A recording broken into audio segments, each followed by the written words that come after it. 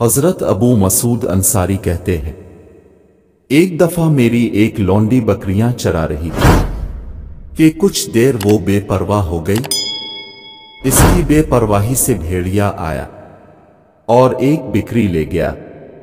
میں دیکھ رہا تھا، میں لونڈی کے پاس گیا اور غصے میں اسے زور سے تھپڑ مارا اور کہا بے پرواہ بیٹھی ہوئی ہو، بھیڑیا بکری لے گیا ہے۔ جب زور سے تھپڑ مارا تو پیچھے سے آواز آئی، ابو مسعود، اس کو تھپڑ مارنے سے پہلے یہ سوچ لو کہ تم سے طاقتور بھی کوئی ہے جو تمہیں دیکھ رہا ہے۔ میں نے پیچھے موڑ کر دیکھا تو یہ کہنے والے رسول اللہ تھے، نیچے والے پر ظلم کرتے ہوئے۔ یہ بھی سوچنا چاہیے کہ میرے اوپر بھی کوئی ہے۔ ذرا غور کریں کہ انہوں نے تھپڑ کس کو مارا تھا؟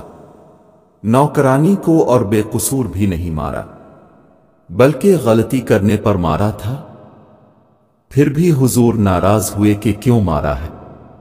حضور نے جب ڈانٹا تو ابو مسعود نے عرض کیا، یا رسول اللہ، میں آپ کو گواہ بنا کر کہتا ہوں کہ میں نے اپنی اس غلطی کے کفارے میں اس لونڈی کو آزاد کیا۔